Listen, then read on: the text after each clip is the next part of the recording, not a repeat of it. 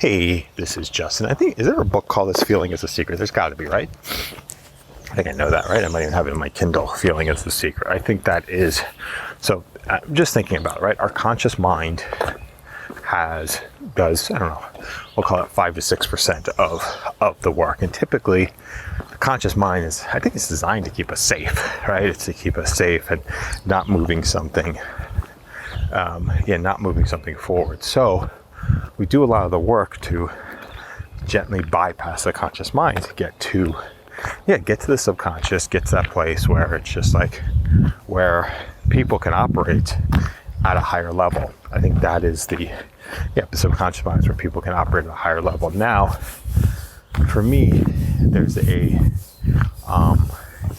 it's a feeling, right? It's having a feeling that something makes sense and something that we want to work through. So yesterday I captured some YouTube videos, like how to make YouTube videos, and you go through that, and it was like on TikTok, and it was cool, and it's very addictive, and it's like very interesting, and very interesting. And so it was on, what was I saying about this? Big deer. It was on TikTok, interesting, and I tried to implement it, and it sort of worked, right? But it was just like there was a lot of mental load that went into that. So I think it's fun, right? It's fun to practice that stuff and to take an idea and to turn it into something very quickly. But I think there is a component in place which you probably got to move into pretty quickly of just getting other people involved, right?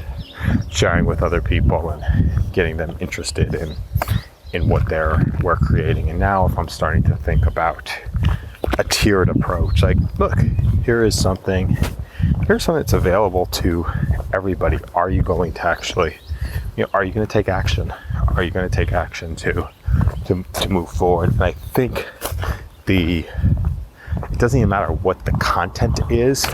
What matters is that we give some sort of hurdles that are in place that people get to overcome to move forward, right? And then X number of people aren't even going to take that basic action to start the conversation, right?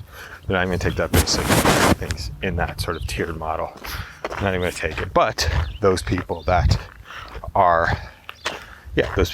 do actually take the action and get a little bit more of a curated experience. And at the beginning, it just comes from asking a whole bunch of different questions, like, hey, you did this.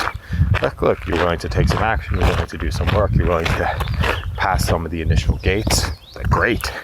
Now you get a little bit more of a curated experience based on what you've learned and what you need to have available to you.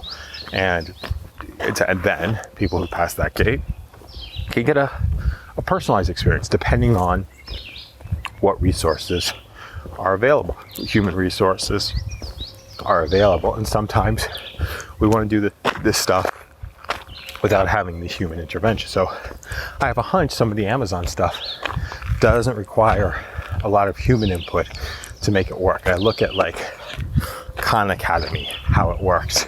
The Khan Academy model makes a lot of sense. It is you take an assessment in Khan Academy that establishes where you are, and then you go on and do the work. And now you can answer the question, which is great.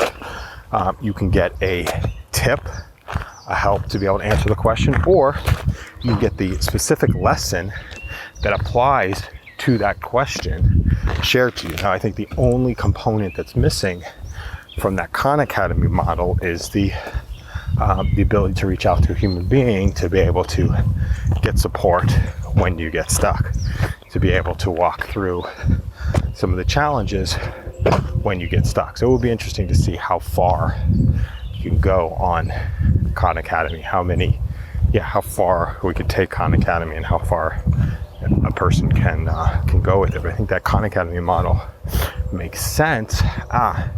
So now if you look at every ticket can be a multi-dimensional piece of content, right? And if it doesn't work, if the content fails, then there's a human safety net. There's a human safety net in the background, and I like to call that, I like the success manager model around the human safety net.